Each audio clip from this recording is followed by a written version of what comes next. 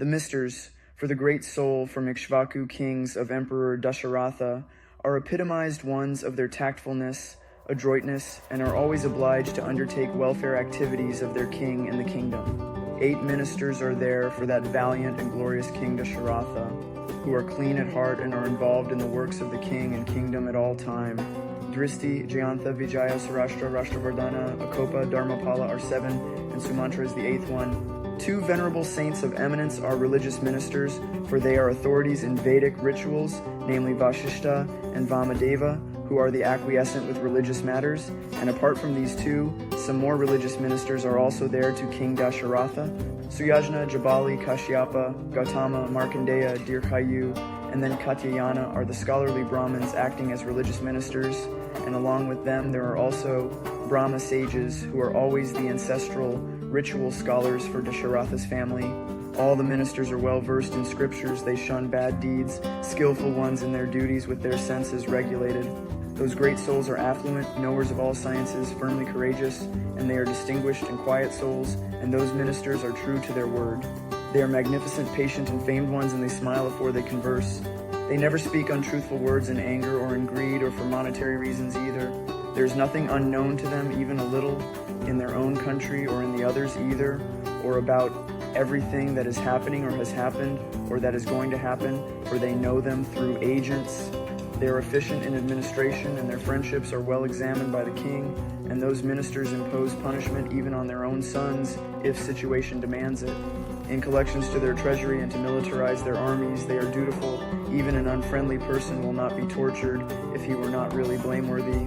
They are valiant ones with engineered enthusiasm, administrators of political science, clean persons and protectors of subjects of their kingdom at all times.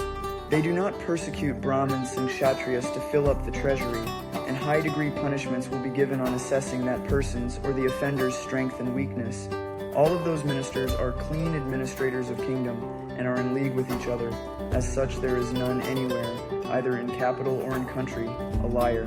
None with an evil mind or with an interest in other man's wife is there, and thus on whole in the kingdom, and also like that in the capital, there is an undisturbed society, well dressed and well decorated, and they, the ministers of King Dasharatha, observe decency in the interest of the king and also of the kingdom with diligence and with a truthful eye.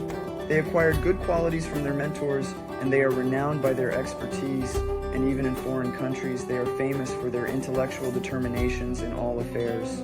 Versatile and virtuous are they, the ministers, and there is none who discarded his virtuosity, and they are the determiners of truce or war, and by their nature they possess opulence. They are capable to keep up the confidentialities of strategies, and also capable to apply their mind even in micro-affairs, and they know moral science comprehensively, and above all, they are gentle articulators. Accompanied with such of those effectual and good-natured ministers, the exalted King Dasharatha ruled the earth. He, that most generous one among men, Dasharatha, while observing through spies, and to protect people righteously, and to give a good governance to them, he forsook unrighteousness and became a generous king, avowed to truthfulness alone. And thus he, that Dasharatha, ruled the earth, which rulership is renowned in all the 3 worlds.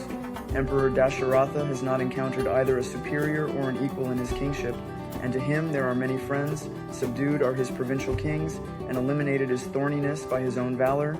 He thus ruled the world like Indra would in heaven. In the company of those ministers who are conducive to the strategies, interested in the king and subjects as well, skillful and efficient ones, he, that King Dasharatha, obtained brilliance like the rising sun, along with resplendent sun rays.